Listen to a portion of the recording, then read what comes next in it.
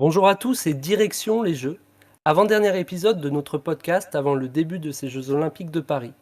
Je suis accompagné aujourd'hui d'une équipe que vous connaissez bien puisque nous débattrons avec Étienne, avec Lucas et avec Sébastien. Salut à tous. Salut Victor, salut à tous. Salut les gars, salut tout le monde. Salut Victor, salut tout le monde. Et quel programme aujourd'hui puisque nous allons parler de lutte, d'équitation, de pentathlon. Mais avant cela, nous accorderons une longue page à l'athlétisme avec les courses au programme aujourd'hui. Les concours et les épreuves combinées viendront la semaine prochaine. Et qui de mieux pour en parler avec nous que Louise Maraval, vice-championne d'Europe du 400 mètres haies, qui nous fait l'immense joie d'être avec nous aujourd'hui. Bonjour Louise. Bonjour à tous. Alors Louise, on parlera des chances des Français distance par distance un petit peu plus tard, mais avant tout on va parler un petit peu de toi, hein, c'est un peu le but de ta présence. Est-ce que pour commencer tu peux nous raconter déjà ce qui s'est passé pour toi depuis les championnats d'Europe de Rome où tu as décroché l'argent derrière Femke Bol, et puis après les championnats de France où tu as couru dans un temps assez phénoménal de 53 secondes et 71 centièmes. Exactement, j'ai eu un été bien rempli, avec notamment ces 2 événements. Avant, il y a aussi eu les championnats du monde de relais, donc c'est un été, bien rempli et qui se passe très bien pour moi. Donc là, j'ai repris le chemin de l'entraînement, pour préparer, les jeux olympiques où je participerai aux 400 mètres haies et je serai également, membre du collectif, 4x400. Alors, en parlant de l'actualité très très récente, on a vu qu'il y avait des athlètes de l'équipe de France, je ne sais pas si c'était tous, mais qui avaient eu l'occasion d'aller fouler la nouvelle piste du Stade de France. Est-ce que ça a été ton cas ou pas? Et puis, le cas échéant, est-ce que tu es parvenu à prendre la mesure de ce que c'était que de courir dans ce stade-là, et puis sur cette piste violette dont on a beaucoup entendu parler? Je pense que prendre la mesure de l'échéance, ce sera vraiment le moment venu parce que dans tous les cas, là, la piste, elle est là. C'est sûr qu'elle est très jolie, mais je pense qu'on ne se rend pas compte de ce que c'est avec tous les spectateurs, et cetera. Donc, là, j'ai hâte d'arriver au jeu et de rentrer sur cette piste et de découvrir cette atmosphère et de pouvoir en profiter pour performer, me servir de l'ambiance qu'il y aura pour aller chercher des grosses perfs. Donc ouais, ça c'est sûr que ce stade donne très envie et j'ai hâte, de commencer à courir. Et alors, en parlant des épreuves, tu as le huitième temps, il me semble, des engagés au jeu avec un temps qui est de 2 secondes de mieux que ton record de l'an passé. Il y a quelques mois, on s'était eu en interview et tu me disais que tu savais pas encore jusqu'où tu pouvais aller et que tu avais des chronos en tête. Quelques mois après, est-ce que tu as une idée maintenant d'où tu peux t'arrêter? Et est-ce que les chronos que tu avais en tête, c'était en février, je crois, qu'on avait discuté ensemble. Est-ce que les chronos que tu avais en tête à ce moment-là, ils sont toujours d'actualité ou c'est des chronos que tu as déjà atteints? Alors déjà, premièrement, je sais pas où je peux m'arrêter et c'est tant mieux. Je pense que j'ai encore une marge de progression et que j'ai encore de beaux chronos à aller chercher donc ça, c'est chouette. Il y a encore, leviers sur lesquels je peux travailler donc non, non, j'ai pas de chrono définitif en tête et je prends au fur et à mesure. On va dire qu'au début de je pense que cet hiver, quand je parlais de chrono que je visais, c'était surtout les minima pour les Jeux. Donc oui, on va dire que c'est des chronos que j'ai dépassés maintenant. J'ai dépassé assez vite parce que du coup, dès Marseille, j'ai fait les minima pour les Jeux donc quelque chose que j'ai très bien digéré et je me suis fixé de nouveaux objectifs et voilà donc puisque ce que j'espérais, cet hiver, est arrivé et je voulais vraiment faire les Jeux en individuel mais voilà, le chrono continue de descendre et je pense qu'il y a encore mieux à aller chercher. Alors, tu t'es fixé de nouveaux objectifs. Hem, tu tu vas un petit peu sur la question que je voulais te poser, sans te demander ce que c'était que ces objectifs, mais j'allais te demander, est-ce que puisque là, on le sait, tu es à 5/10 du record de France de Marie-Jo Pérec, 53 secondes 21, est-ce que justement tu raisonnes avec un objectif de temps comme cela ou malgré tout tu prends, course après course sans te soucier du chrono et sans te rajouter une éventuelle pression en plus? Non, je pense pas trop au chrono honnêtement, je suis une fille qui aime bien la bagarre et dans une course, je vais surtout me concentrer sur ça, sur la bagarre, sur ma volonté de gagner et cetera et dans des grandes courses, si j'arrive à être, au contact, le chrono viendra et c'est exactement ce qui s'est passé au championnat de France élite, finalement le fait que je sois à la bagarre, avec Chana Grebo lors de la finale, c'est ça qui nous a amenés à faire un gros chrono et en courant, j'avais pas l'impression qu'on allait si vite et c'est vraiment en faisant une course à la confrontation, le chrono est arrivé donc je pense que faut prendre les courses les unes après les autres et je me focalise vraiment pas sur le chrono. Moi, mon objectif, c'est vraiment d'être au contact et d'aller chercher la meilleure place possible et forcément dans des grandes courses, s'il y a une bonne place, il y aura un bon chrono. Ouais, et puis tu as évoqué donc cette course, au championnat de France contre Chana Grebo. On s'en rappelle forcément puisqu'elle a eu lieu il y a seulement quelques semaines. Tu parlais un tout petit peu plus tôt de la course de Marseille, là où tu as réalisé les minima. C'est j'imagine à ce moment-là que ton rêve olympique, il est devenu concret parce que, bah, forcément le temps qui était demandé, tu l'as réalisé. C'était assez tôt dans la saison puisqu'on était à la fin du mois de mai. La question que j'aimerais te poser là, c'est quand est-ce que tu as commencé à te dire que les JO, là je parle bien des JO de 2024, ça allait être pour toi un objectif concret? Ce que je veux dire, c'est est-ce que c'était quelque chose que tu te fixais depuis des années, cette échéance de Paris 2024, ou alors c'est quelque chose auquel tu as commencé à croire que très récemment, peut-être en fin d'année dernière, après ta saison 2023? Je dirais que c'est un peu des 2. Ça fait un moment que je me dis que je veux faire ces jeux, mais je pense que l'objectif est vraiment devenu, heu, atteignable, on va dire, forcément l'année dernière après, mes premiers championnats du monde, chez les seniors. Je pense qu'avant, c'était bien de dire que c'était mon objectif, mais c'est vrai que sans faire une sélection chez les grands, ça paraissait compliqué. Donc c'est vrai qu'après avoir participé, à ces championnats du monde, je me suis vraiment dit que c'était possible et que je voulais être membre, du collectif sur le relais, mais je voulais également aller chercher la qualification individuelle. D'accord, et alors, on parlait encore en début de saison de tes affinités avec le 400 plat également. Bon, là, je pense que c'est focus sur le 400 et pour les prochaines saisons, ou pas? Ou t'as Ah encore oui, dans la tête? Ouais, l'été, c'est le 400 mètres haies et l'hiver, c'est le 400 mètres. Mais oui, non, non, l'été, je préfère le 400 mètres haies, je vais pas mentir. Peut-être que des fois, je ferai des 400 mètres, pour travailler, voilà. Mais non, non, l'été, ma distance préférée, on va dire, c'est vraiment le 400 mètres haies. Mais à côté de ça, je prends énormément de plaisir à faire du 400 mètres l'hiver et je m'éclate en courant les relais, donc j'aime bien le 400 mètres aussi. hop. Tu disais tout à l'heure, tu mentionnais en tout cas les championnats du monde de relais à Nassau, aux Bahamas.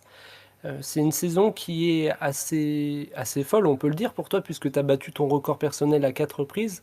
Et donc on t'a vu aux Bahamas, on t'a vu, tu le disais là, en salle, on t'a vu au championnat d'Europe, on t'a vu au championnat de France, on t'a vu en meeting. Comment tu gères physiquement cette saison qui est un peu marathon? Alors tu avais déjà eu une belle saison en 2023.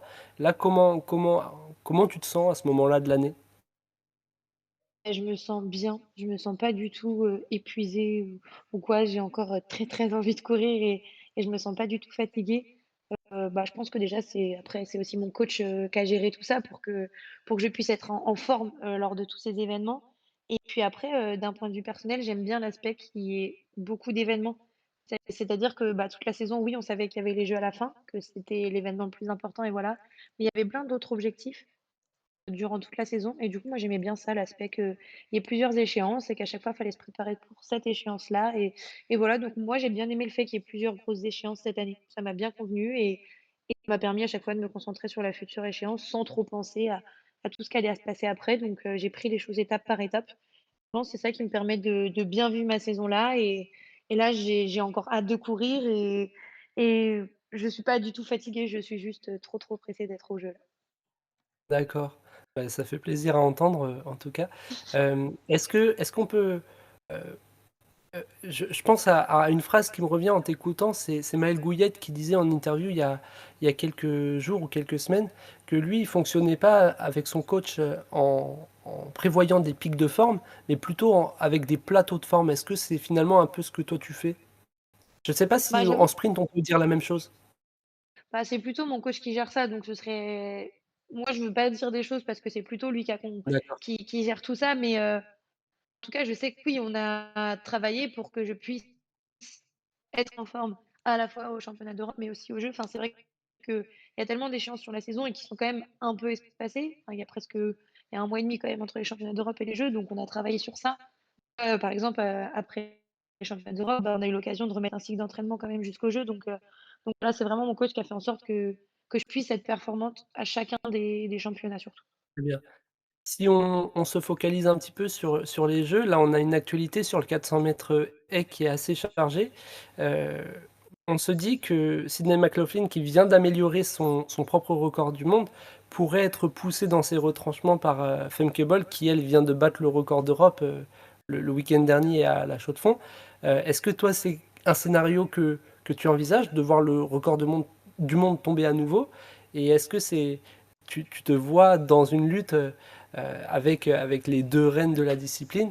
Euh, Quelle est ta vision là-dessus? Le record du monde, pour moi, il tombera. Je peux pas dire que c'est obligé, mais il y a quand même de très fortes chances qu'il tombe. Ah oui, c'est Je pense franchi. que les 2 sont alors, enfin, je dirais pas que c'est indéniable, mais je vois pas comment ils pourraient ne pas tomber. Je pense que les 2 sont à leur, meilleur niveau de toute leur vie et ça va aller très, très vite. J'adorerais prendre part à cette finale honnêtement et je pense que non, faut être lucide, actuellement, c'est pas un niveau que j'ai, hein. Elle court quand même en 50 secondes avec des ailes, donc c'est quand même, assez fou donc non, j'adore regarder comment elles courent et comprendre comment elles font, comment elles courent, leur schéma de course, et cetera et m'inspirer. Mais ouais, c'est vrai qu'il y a encore une marge et je pense que le 400 mètres, ouais, que ce soit chez les gars ou chez les filles, c'est une discipline qui risque d'aller très, très vite aux Jeux olympiques. D'accord. Je vais laisser la parole à Sébastien qui avait une question, et puis ensuite Étienne. Oui, bonsoir Louis. C'était justement en rapport avec ce qu'on parlait sur McLaughlin et Femke Bol. Bon, tous les athlètes peuvent rêver d'une médaille aux Jeux Olympiques. Je fais partie des athlètes qui peuvent en rêver peut-être plus que d'autres. Mais sachant que tu t'attaques à une discipline avec donc deux coureuses qui sont largement au-dessus, comment tu te prépares psychologiquement en sachant que tu vas peut-être courir pour une place sur le podium, contrairement à d'autres où avec des disciplines ouvertes, il n'y a pas vraiment de favoris, il y a 3 places, là il n'y en a qu'une possiblement. Comment on se prépare psychologiquement pour ça? Je dirais que je me prépare pas différemment dans tous les cas, et tout donner pour donner enfin, je vais tout donner pour faire le meilleur résultat et moi je donnerai mon maximum et voilà, enfin, elles sont devant et c'est comme ça. C'est un peu ce que j'ai vécu au championnat d'Europe, en partant dans la finale avec Femke Bol, je savais qu'elle serait devant. Donc voilà, faut savoir, rester focus sur sa course. Au championnat d'Europe, j'ai pas été surprise quand elle m'a dépassée et c'était quelque chose, auquel je m'attendais et puis, j'ai su, entre guillemets, «me servir d'elle» dans la dernière ligne droite parce qu'elle était devant et voilà, je l'avais en point de mire et j'essayais de revenir dessus, même si elle allait plus vite que moi, mais voilà, je pense qu'il faut rester concentré sur ce que j'ai à faire. Et oui, c'est sûr que c'est une discipline qui est, on va dire, bouchée en ce moment, c'est comme ça, mais c'est pas grave. Enfin, il y a des résultats et tant mieux. Et c'est à moi de profiter des courses que je vais avoir pour augmenter mon niveau et essayer un jour de me rapprocher du niveau qu'elles ont. Et Étienne qui avait également une question à te poser, ça concernait davantage le relais. Oui, tout à fait, on va parler un peu collectif parce que dans ta foulée, c'est vraiment tout le tour de piste qui s'est vraiment élevé. On a vu un super relais 4x4 en championnat d'Europe. Est-ce que tu penses que, votre collectif peuvent jouer les troubles fêtes du côté des JO et pourquoi pas créer une surprise comme l'avaient fait les garçons l'an passé à Budapest? Eh bah, franchement, j'espère, oui. Je pense qu'on a une vraie dynamique cette année, c'est-à-dire que là, on va arriver dans un collectif où toutes les filles ont battu leur record cette année. On répond toutes présent, on a fait un très, très bon 4x400 à Rome. Alors, bah, c'est sûr qu'on n'a pas eu de médaille parce que le niveau était fou, mais je pense que le chrono était vraiment bon et il faut qu'on se serve de ça. Donc, ouais, je pense le relais, on sait, c'est une discipline où il se peut passer plein de choses. Donc, vraiment, oui, je pense qu'on a de belles choses à jouer. On a une équipe qui est en pleine forme, qui est soudée, qui a plein de choses à aller chercher, que ce soit sur le féminin, mais aussi sur le mixte. Parce que, bah, au mixte, on a fait 4e du dernier championnat du monde. Donc, forcément, on a des ambitions et on a des choses à aller chercher. Donc je pense qu'il faut compter sur nos relais et qu'on sera performant. Sur les relais, moi je voulais te demander si le stage que vous avez effectué fin 2023 en Afrique du Sud, puis la réunion en Floride et aux Bahamas pour préparer et pour concourir aux mondiaux de relais, ça, tu sentais que ça avait renforcé la cohésion du groupe? Et est-ce que indirectement ça peut aider au chrono? Tu as parlé des records personnels qui avaient été battus individuellement, mais est-ce que ces moments ensemble, ça vous aide? Moi, je pense oui. Je pense énormément. On est un collectif, c'est hyper important de passer du temps ensemble. On crée aussi des mécanismes en s'entraînant ensemble, dans tout ce qui est transmission, et cetera. Donc, je pense que c'est un vrai plus d'avoir pu faire tout ça cette année et que ça aide à nos résultats. On a fait des bons championnats du monde de relais et c'est grâce aussi à tous ces moments qu'on a eus dans l'année pour échanger ensemble, pour s'entraîner ensemble, et cetera. Donc oui, je pense que ces moments qu'on a pu passer ensemble, c'est un vrai plus et ça aide forcément à baisser le chrono. J'imagine que vous avez beaucoup travaillé le relais 4x400 féminin, mais quelle place a la préparation du 4x400 mixte, sachant qu'il y a encore quelques années, bon, c'est une discipline qui est relativement nouvelle, mais il y a quelques années, j'ai le sentiment en tout cas que ça n'a pas toujours été une priorité de la Fédé. Là, on sent que ça a changé. Est-ce que c'est quelque chose que vous travaillez autant que le relais 4x4 féminin?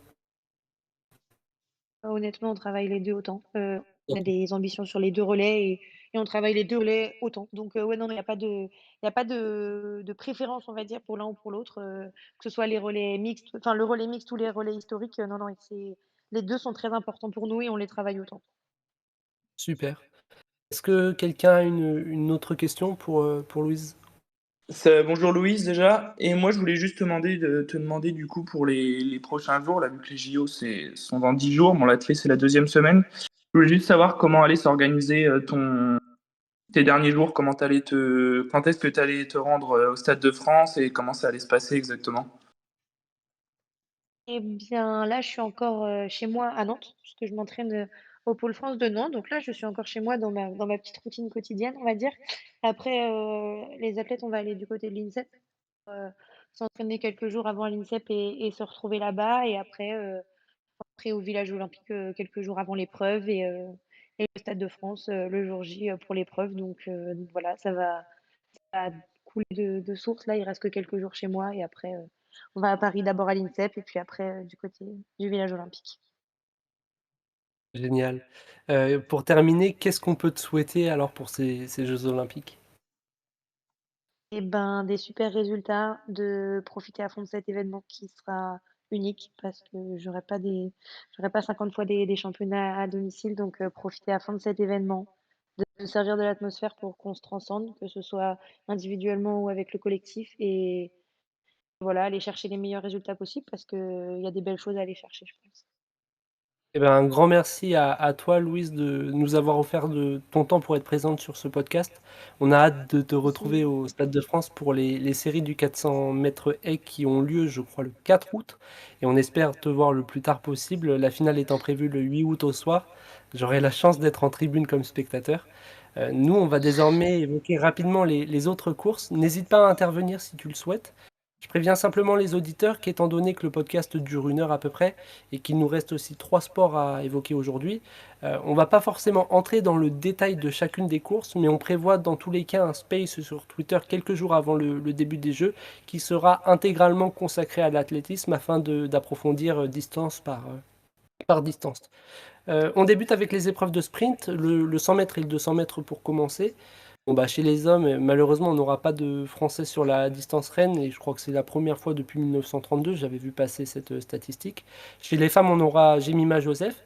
Étienne, est-ce que en une phrase, tu penses, toi, qu'un chrono sous les 11 secondes, c'est quelque chose d'envisageable? Je rappelle d'ailleurs que son record personnel est tout récent, c'est 11 secondes 01 au championnat de France. Tout à fait, dans le sens où elle a totalisé déjà 7 chronos entre 11:10 et 11:01 cette saison et qu'elle a battu déjà son record de plus de 3 dixièmes, il est clair que c'est une candidate déclarée pour courir sous les 11 secondes. Est-ce que ça suffira pour rentrer en finale olympique? Ça, on n'en est pas sûr parce que le niveau chez les femmes, il est élevé, mais c'est clair qu'elle en a toutes les capacités. Elle est encore jeune, elle progresse, donc c'est une grande chance de la voir passer sous les 11 secondes. On aura davantage de représentants sur le 200 mètres, puisque on aura Ryan Zezé et Pablo Matteo chez les hommes, Jemima Joseph encore, et puis Hélène Parisot chez les femmes. Personnellement, je ne sais pas ce que vous en pensez, moi j'attends beaucoup de voir ce que vont donner les Françaises, puisque Jemima Joseph a, je crois, le 14e temps des engagés. Alors il faut vérifier parce que j'ai fait le classement à la main en enlevant tous les pays qui avaient plus de 3 représentantes. Et puis Hélène Parisot, le 22e temps, donc c'est à voir. Je suis curieux de voir ce que ça va donner, surtout qu'elles ont l'air très en forme. Pour les hommes, j'imagine qu'étant donné l'actualité, vous allez avoir tendance à surveiller peut-être Pablo Matteo et encore plus Ryan Zezé qui vient de réaliser la deuxième perf française de l'histoire sur 200 mètres à la chaux de fond. Qu'est-ce que t'en penses toi, Lucas? Oui, je pense qu'il va falloir, ça va être très intéressant à suivre. Ils ont l'air d'être dans une bonne dynamique, surtout pour Zézé. Après, il faut toujours relativiser, même si je veux absolument pas diminuer la performance, relativiser les chronos qui se font à la chaux de fond, parce qu'on sait qu'il y a souvent des chronos un peu stratosphériques. Mais mine de rien, il progresse aussi, et à l'image de Jemima Joseph, ça va être hyper intéressant à suivre. Je pense que une place en demi-finale, ce serait bien, et le voir essayer de choper la finale, ce serait beau. Mentionne le fait que son temps a été effectué à la chaux de fond. C'est d'ailleurs là que Femke Bol a battu son record d'Europe. Sur 400 mètres, on aura uniquement Gilles Biron d'engagé. On peut nourrir des regrets puisque Amandine Brossier, qui est dans le collectif du 4x400 évidemment, a effectué les minima mais trop tardivement. Si on parle des haies, alors aussi bien le 100 mètres que le 110 mètres haies et puis le 400 mètres haies, là on a du beau monde d'engagé. Lucas, je te laisse la main. Oui, sur les haies, c'est vrai que ça va être intéressant. Bah, sur le tour de piste, en plus, là, on a Louise qui est là, donc pour le coup, la bagarre aussi avec Shana va être belle à Paris. Sur la ligne droite, je pense que la plus grande chance sera chez les femmes avec Sirena Samba Maela sur le 100 haies, qui a pulvérisé le record de France cette année en réalisant 12,31. On aura aussi Laetitia Bapté qui sera pas oubliée, pour qui ce serait super bien d'aller essayer de rentrer en finale. Et chez les hommes, sur le 400 et il y aura Wilfried Apio et aussi Clément Ducot, peut-être Ludwig Vaillant, mais pour l'instant c'est sous réserve. Wilfried Apio, pardon, qui ces dernières années jouait les premiers rôles avec notamment Dos Santos, Benjamin ou Waron, mais il semble un peu en deçà cette saison. Il semblait avoir du mal à finir ses courses, donc à voir ce que ça peut donner, mais en tout cas, il y a de belles choses à aller chercher, que ce soit sur le 100, 110 ou le 400. Merci Lucas. Un mot sur le demi-fond également. S'il fallait focaliser votre attention sur un ou sur une seule athlète, qui est-ce que vous choisiriez? Quelqu'un qui, je parle bien sûr des athlètes français, mais sur laquelle vous porterez des espoirs, pas forcément de médaille, mais sur lequel vous allez focaliser votre attention. Louise, tu peux participer également, même si ça peut être un peu délicat de parler des autres athlètes. Je laisse la parole pour commencer à Étienne. Alors pour le coup, moi je vais parler vraiment d'un espoir de médaille, parce qu'on parle quand même d'une femme qui a fait 5e à Budapest sur 3000 steeples l'été dernier. Donc on parle d'Alice Finot qui a encore battu son propre record de France à Paris.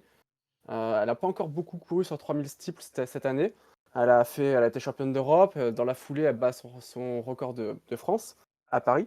Je trouve qu'elle a vraiment le profil de quelqu'un qui a vraiment franchi cette dernière marche qui la sépare du podium. On a vu à Paris qu'en plus de faire son record de France, elle a fini 2e de la course derrière la championne du monde en titre, Wilfried Diaby. On a surtout vu qu'elle a largement battu Béatrice Chepkwech, qui est quand même qui est quand même record woman du monde de la discipline. Donc je pense qu'en plus de faire un gros chrono, elle a vraiment franchi ce cap d'aller chercher les meilleurs, de s'accrocher avec les meilleurs. Et je pense que sur ça, dans une grande course du côté de Paris, parce que ça sera une grande course et ça sera une course qui va aller vite, c'est vraiment important d'avoir franchi ce palier psychologique. Je la pense capable de courir en 9, voire en moins de 9. Pourquoi pas d'aller carrément chercher le record d'Europe de Galkina, qui a été longtemps le record du monde de la discipline dans les années 2000, c'était 8,58. Je la pense capable de faire ça. Si tu cours moins de 9, pour moi, tu es sur la boîte. Ouais, je partage un petit peu ton avis. D'ailleurs, je crois que c'est après le dernier meeting auquel elle a participé qu'elle disait en interview qu'elle regrettait peut-être d'avoir pas osé davantage. Donc je pense également qu'elle en est capable. Louise, Lucas, Seb, vous avez un nom aussi que vous aimeriez mettre en avant? Moi, parce que je vais être un petit peu chauvin, bon, ce sera certainement pas une chance de médaille,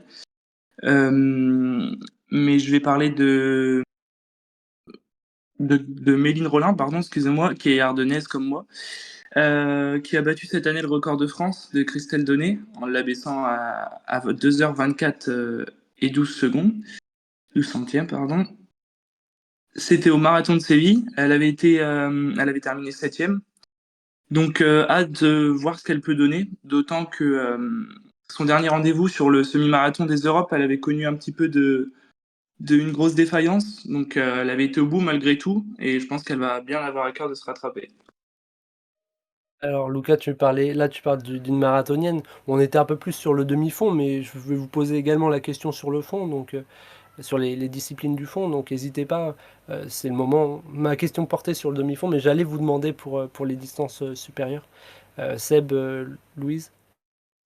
Bah, moi, j'allais dire dans le demi-fond, je pense que avec ce qu'a fait Gabriel Tual récemment, je pense qu'il a vraiment de belles choses à aller chercher. À Paris, il a fait quand même 2 fois de suite un record de France qui était pas très costaud, donc je pense que ça peut aussi être une très belle chance pour Paris, hein. Ouais, bien sûr. Et puis, ils sont trois. Il y avait Gabriel Tual, il y a Sedjati et Wagnoni qui étaient sous les 1,42 à Paris. Mais si on prend la course de Monaco, il y a l'Espagnol Lataoui qui a fait une 42,04, je crois. Ça veut dire qu'on peut avoir une course qui peut aller extrêmement vite, hein. On en discutait aussi avec Étienne. Je pense que David Rudisha, il va avoir un regard sur cette course parce que on n'est qu'à 6 ou 7 dixièmes du record du monde, hein. Tout à fait. Un dernier nom peut-être pour terminer? Moi, j'étais parti sur Yann Schrob, puisqu'on est autorisé à aller dans le fond, qui est quand même un athlète assez surprenant sur tout terrain, qui a semblé un petit peu libéré par le titre qu'il a pu avoir sur le championnat d'Europe de cross-country, qui est quand même un titre assez historique, et qui a confirmé au dernier championnat d'Europe qu'il appartenait au gratin européen. Alors, on sait très bien que sur des distances comme le 10 000 mètres notamment, la différence entre le gratin européen et mondial peut être parfois énorme, mais il y a minimum une place de finaliste à aller gratter, voire peut-être mieux éventuellement. Oui, il y a de belles choses à suivre en tout cas pour ces Jeux Olympiques. On peut également citer évidemment Asdin Abs, puis il y a d'autres noms qui ressortent. On aura l'occasion d'en parler davantage lors du Space qu'on organisera dans les prochains jours. Avant de terminer notre page athlétisme, Étienne, je te laisse parler, c'est ton moment. Je te laisse 1 minute, pas une seconde de plus pour nous parler de la marche parce que je sais que c'est quelque chose qui te tient à cœur. Oui, je vais en particulier parler de la marche féminine. Je suis désolé si Gabriel Bordier nous écoute et Aurélien Quignon, mais on a vraiment une jeune génération qui a émergé ces 2 dernières années, emmenée par Clémence Beretta qui a battu le record de France. Mais dans sa foulée, c'est les trois filles, que ce soit Pauline Sté ou Camille Moutard, ont aussi battu l'ancien record de France de Clémence Beretta. Les trois ont fait les minima olympiques. Donc, contrairement à l'année dernière où elles avaient été, je mets des gros guillemets, repêchées par ranking. Là, elles se sont qualifiées par la grande porte. On les a vues, les trois, elles ont été dans le top 8 des championnats d'Europe. Alors, oui, il y a Kimberly Garcia-León, il y a les équatoriennes pardon, qui sont énormissimes. La génération italienne féminine de la marche est monumentale. On se souviendra aussi que Marilia Pérez, championne du monde en titre, n'était pas à Rome, mais qu'elle compte bien défendre son titre. Mais une Française dans le top 8 olympique, ça serait énorme. Il faut savoir déjà que le Clémence, qui a terminé 16e à Budapest, c'était déjà la meilleure place pour une Française dans l'histoire des championnats du monde. Et là, je pense que ça peut vraiment encore franchir un cap du côté des filles. Et si c'est pas Clémence, je suis sûr que ça peut être une autre fille, ça peut être Pauline Sté. Alors, on sait qu'elle a eu un petit souci de fracture de fatigue. Elle semble aller mieux, on l'a vu sur ses stories Insta, elle marche.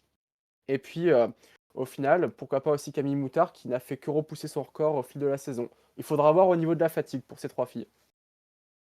Merci Étienne. Bon, je pense qu'on a un petit peu dépassé la minute, mais c'est pas grave du tout. Pour terminer, on va suivre également attentivement les relais puisque la France sera engagée sur chacune des courses, donc c'est-à-dire les deux 4 fois 100 mètres, les deux 4 fois 400 mètres et le 4 fois 400 mètres mixte, puis même le relais en marche, hein. Les hommes du 4 fois 400 mètres l'ont montré à Budapest, ont montré l'exemple à Budapest en prenant l'argent, tandis que les femmes du 4 fois 100 ont ramené également l'argent des Bahamas. Donc là aussi, il y a peut-être quelque chose à jouer, en tout cas on l'espère de tout cœur. Je remercie à nouveau Louise Maraval d'avoir été avec nous sur cet avant-dernier numéro du podcast Direction les Jeux. Et puis nous, on va changer de décor et on va prendre désormais la direction du château de Versailles où se dérouleront dans un cadre prestigieux les épreuves d'équitation.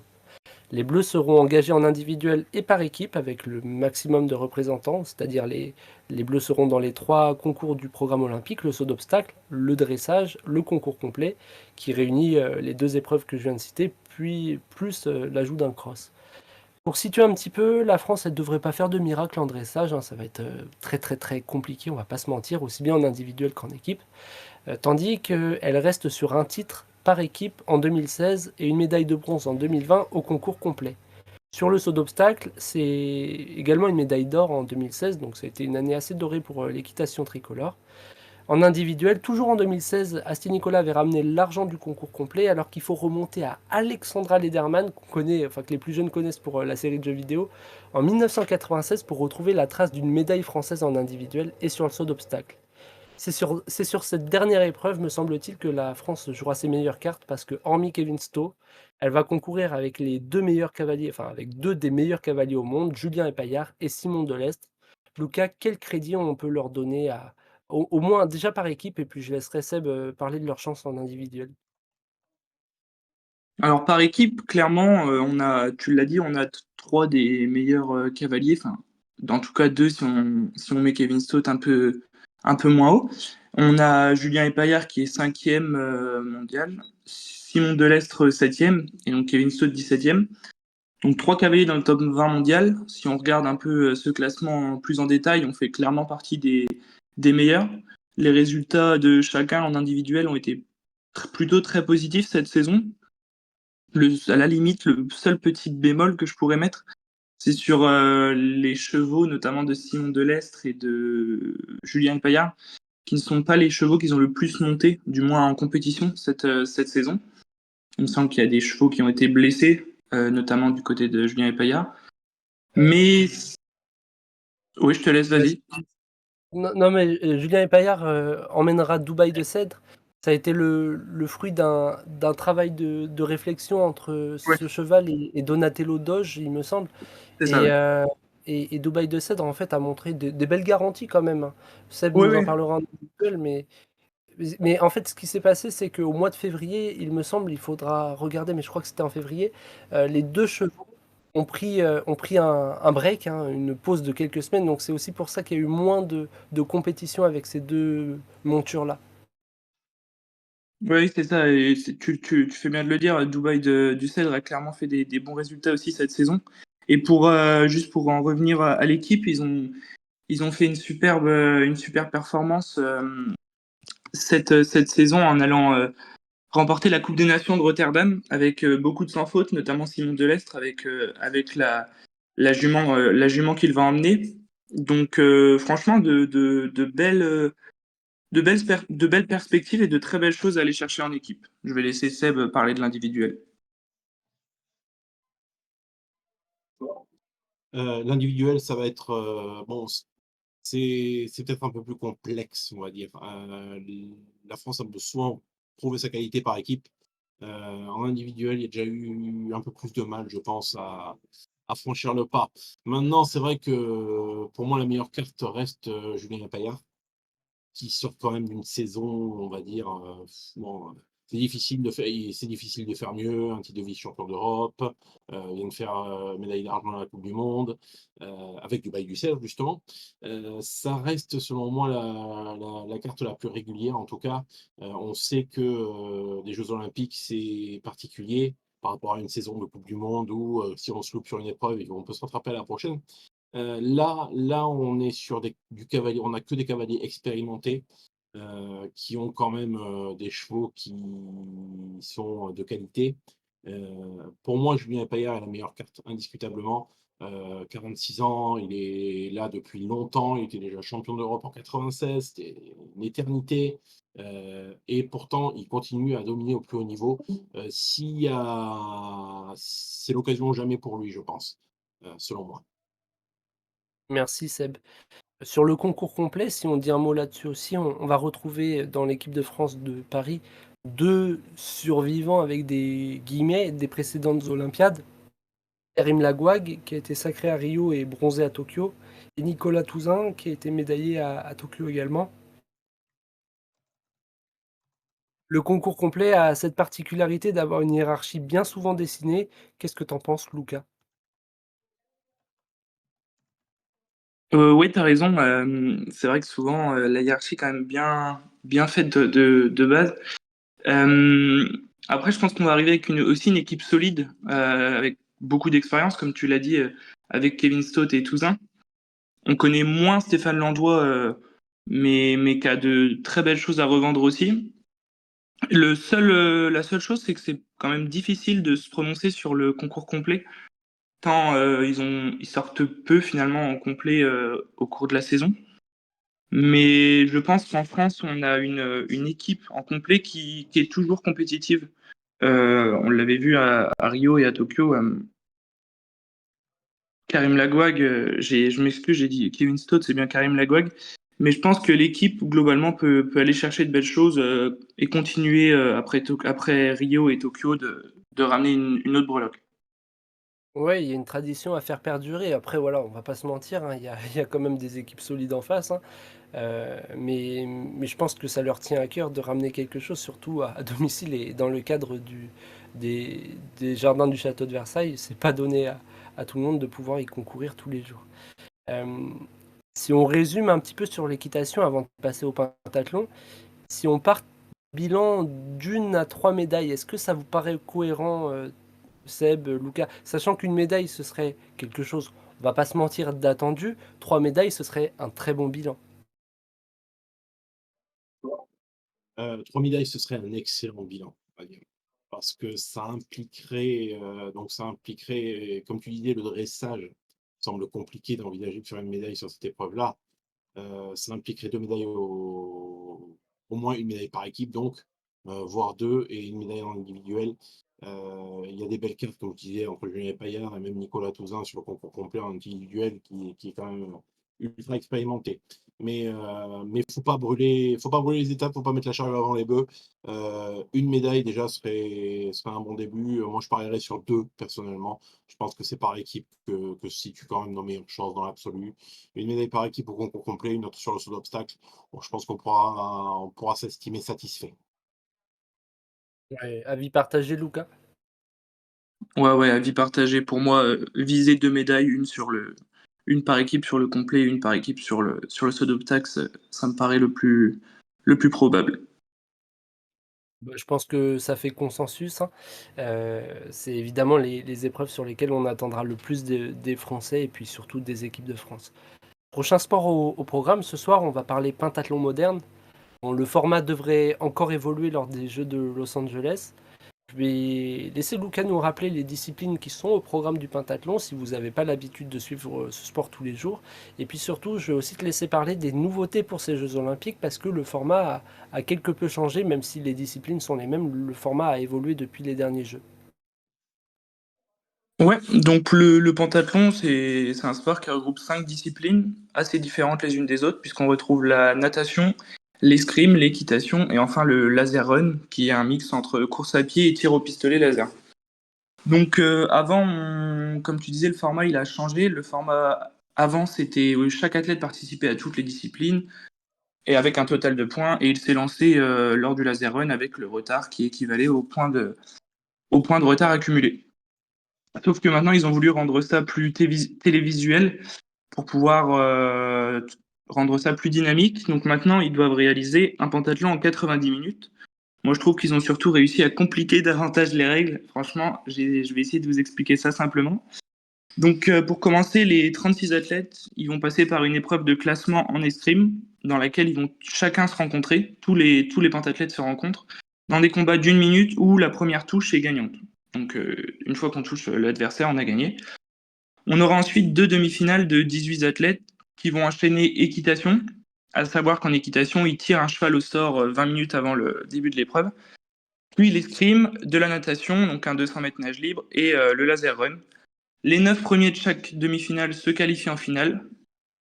Et dans cette finale, c'est le même format.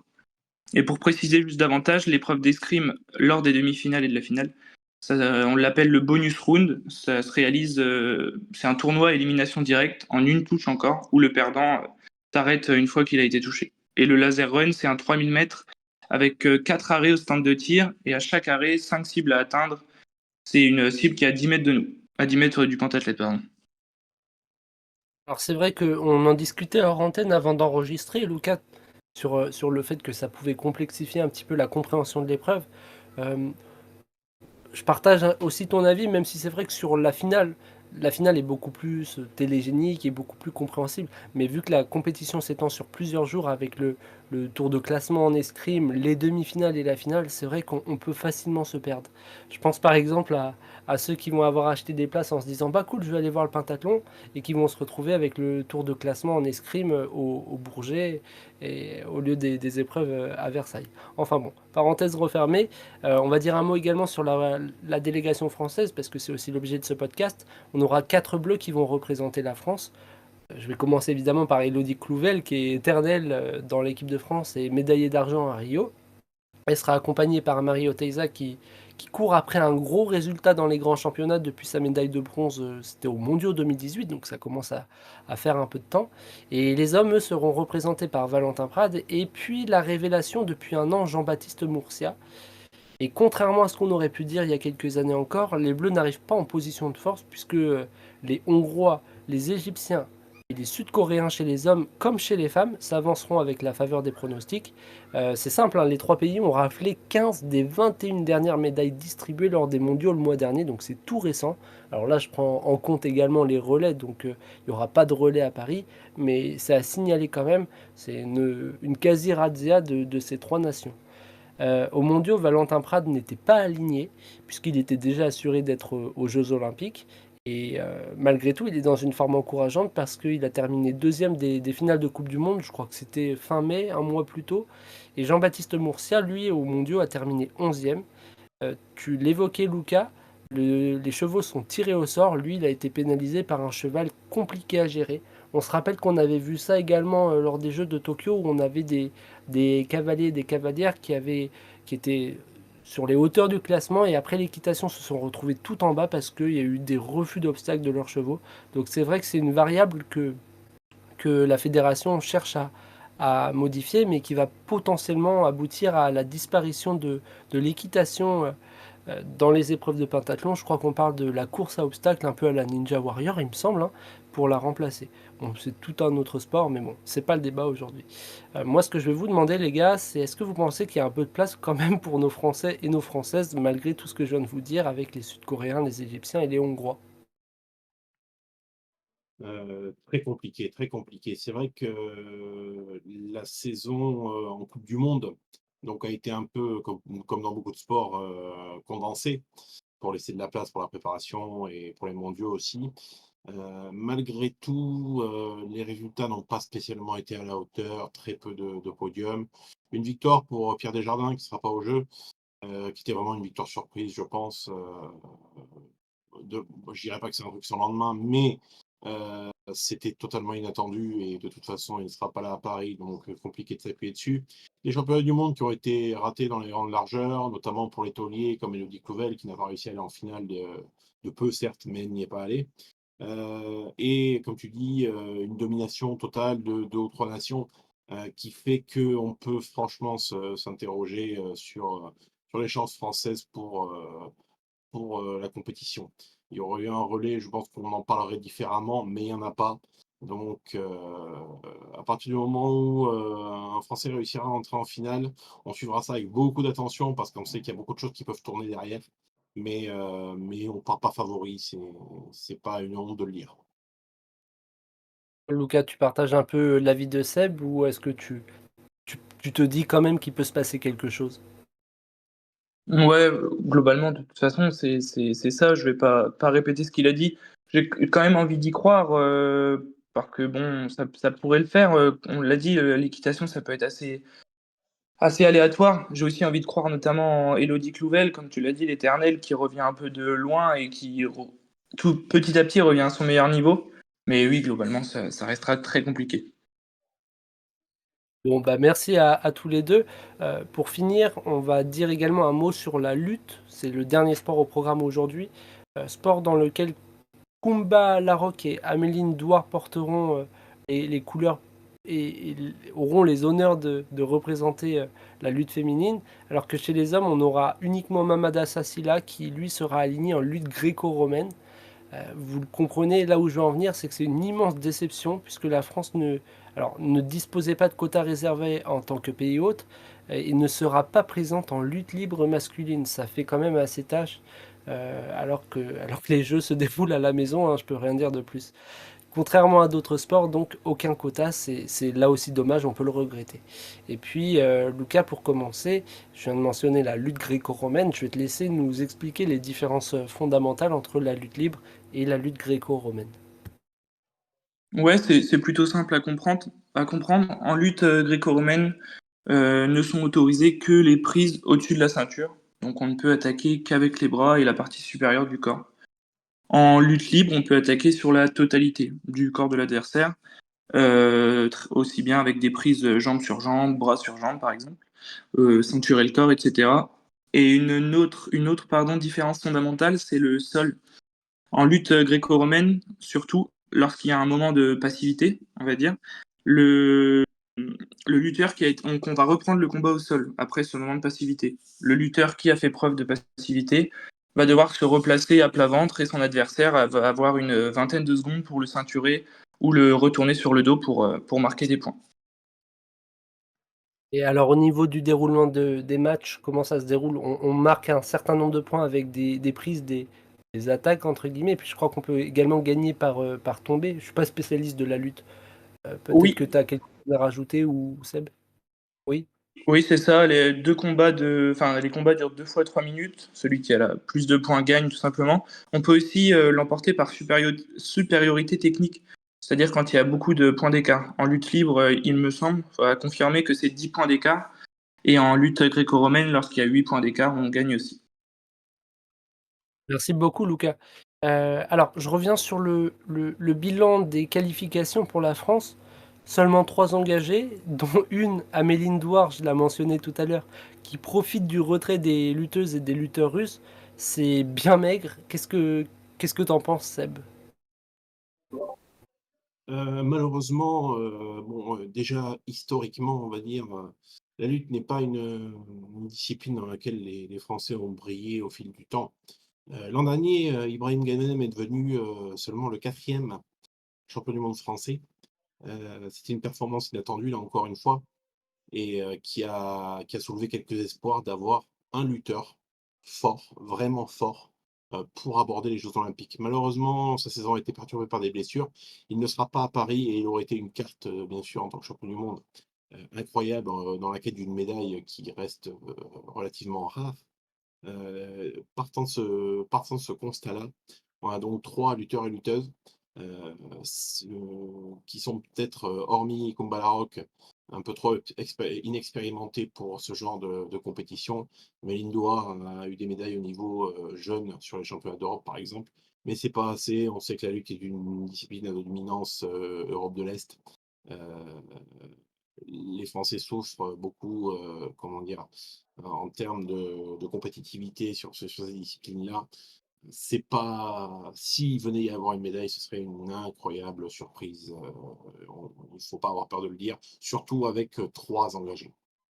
Ouais, puis tu parles de l'Europe de l'Est. Après, c'est dommage parce qu'il y a aussi des pays en Asie centrale notamment, ou même en Amérique qui sont très forts. On peut regretter ça un petit peu du côté français, que ce soit pas un sport pourvoyeur de médailles, mais ne serait-ce qu'un sport réputé en France.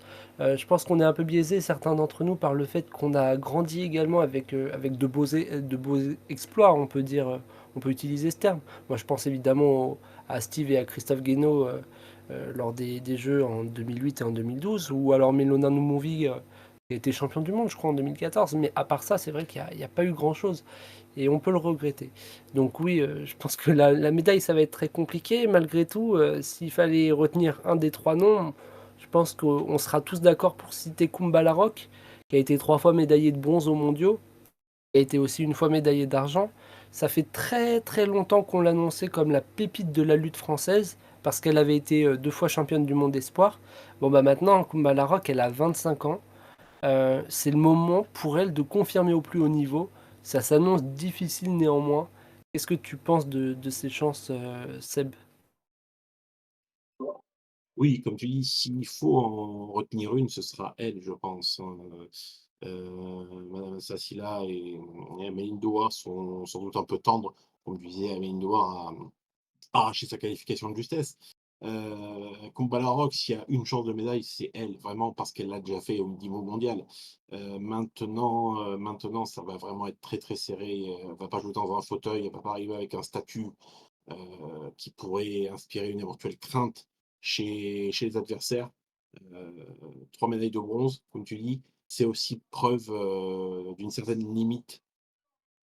On serait très heureux qu'elle décroche ne serait-ce qu'une médaille de bronze, ce serait magnifique, clairement. Après, elle est dans la force de l'âge, elle a 25 ans, elle a cette expérience-là maintenant, c'est la seule qui arrive avec une vraie expérience du très haut niveau dans sa discipline. Donc, oui, là, on a souvent parlé dans les autres numéros de Home Advantage, par exemple. C'est une discipline où, avec le faible nombre d'engagés français, le Home Advantage doit jouer à fond pour une lutteuse comme Kumbalarov, quoi, clairement. Donc, Ah, pour moi, s'il y a enfin, c'est la seule chance de médaille, on peut le dire, clairement. C'est la seule chance, c'est la seule lutteuse où on peut se dire, il y a une chance pour elle. Et comme tu dis, c'est le moment de prouver quelque chose de supérieur pour relancer un petit peu la lutte française, qui en a besoin aussi, quoi. Parler d'une médaille de bronze, honnêtement, moi, une médaille de bronze, je signe direct. Elle, évidemment, si elle s'engage aux Jeux Olympiques, elle part avec l'idée, je suppose, de gagner et d'aller jusqu'au bout. Donc peut-être qu'une médaille de bronze à chaud, en tout cas, ce serait une déception pour elle. Mais imaginez, hein, si on rapporte une médaille de bronze avec un sport dans lequel on n'a que 3 engagés, le ratio engagé-médaillé, il serait déjà très beau. Donc on peut souhaiter que de la réussite pour Kumba Larok, évidemment pour les deux autres. Mais voilà, après tout ce qu'on a pu dire sur elle pendant tant d'années, là, quand on regarde, j'ai l'impression de la connaître depuis plus de 10 ans, alors qu'en fait, elle a que 25 ans. Je me dis, ça y est, là, c'est le moment. On espère que, qu'elle arrivera en forme et, comme tu dis, qu'elle pourra profiter du fait de pouvoir évoluer à domicile devant un public qui sera évidemment derrière elle. Et puis, on croise les doigts. Un petit mot quand même pour terminer sur Améline Douard. Tu disais qu'elle avait arraché sa qualif in extremis puisqu'elle a été repêchée, mais elle avait fait plutôt une bonne impression sur le TQO européen. Elle avait fini troisième, donc demi-finaliste. Et un petit mot également sur Mamada Silla. Qu'est-ce qu'on peut leur souhaiter à eux? Gagner un match, pour commencer. C'est deux profils différents, clairement, mais qui sont enfin, là pour apprendre. Bon, j'aime pas trop ce genre de terme-là, mais c'est un peu vrai. Amélie Douard est une lutteuse qui a réussi au niveau jeune, puisqu'elle a été 2 fois médaillée européenne dans la catégorie U23, une fois en argent, une fois en bronze. Donc elle a ferraillé un petit peu sur ces catégories-là avec des lutteuses, dont certaines qu'elle retrouvera sur son tournoi. Mais l'enjeu est ailleurs, je pense, pour elle. Je pense qu'elle est déjà très heureuse d'avoir réussi à se frayer un petit chemin. Euh, donc, pour elle, gagner un match, ce serait c'est profiter un petit peu de ce très haut niveau pour le futur. On sait parfois que la transition entre les catégories de jeunes et les seniors, c'est compliqué, peu importe le sport. Donc pour elle, ce sera important d'appréhender ça. Madame Assassila est un profil un petit peu différent, qui a donc remporté sa place via un TQO de façon un petit peu impressionnante d'ailleurs. Il l'a fait, ça a été le seul à le faire. Il est dans une catégorie qui, malgré tout, est dense, serrée, euh, ce qui lui interdit certainement de rêver un podium. Mais à son âge, c'est intéressant aussi d'en profiter pour engranger de l'expérience. Et il a montré des belles choses sur un TQO pour une progression linéaire et éventuellement représenter un petit peu le futur de la lutte française, que ce soit pas que des mots, mais aussi des actes. Ce sera important de gagner peut-être un match et réussir à se faire un petit nom sur ces Jeux Olympiques-là. D'autant qu'il doit sa qualification sur un fait, on pourrait dire un fait géopolitique. Donc c'est quand même une chance qu'il soit présent à Paris. Je crois que c'est à ça que tu faisais référence quand tu disais qu'il s'était qualifié un petit peu de manière surprenante. Alors merci à tous de votre participation aujourd'hui et puis surtout encore un grand merci à Louise Maraval qui nous a fait l'honneur d'être avec nous pour ce numéro. Nous, on se retrouve très vite pour le dernier numéro pré-JO. Il devrait sortir au tout début des Jeux. Il nous reste à évoquer les concours et puis les épreuves combinées en athlétisme, le taekwondo, le breaking et le golf. Et quant au rugby à 7, dernier sport collectif qu'on n'a pas abordé, restez attentifs, restez présents sur Twitter puisqu'on va organiser, a priori, c'est pas encore confirmé, mais on devrait organiser un space pour en parler puisque en fait les épreuves se démarreront avant le dernier épisode. Donc on souhaite être complet et parler de tous les sports. Donc on parlera du rugby à 7 normalement sur Twitter. Et puis également, je l'ai dit, on reparlera athlétisme. Donc soyez attentifs, soyez présents sur Twitter parce que vous risquez aussi de retrouver du contenu. Je vous laisse également retrouver les numéros précédents si vous ne les avez pas encore écoutés sur YouTube, sur Deezer, sur Amazon et sur Spotify. Et puis moi je vous dis à la semaine prochaine. Ciao à tous.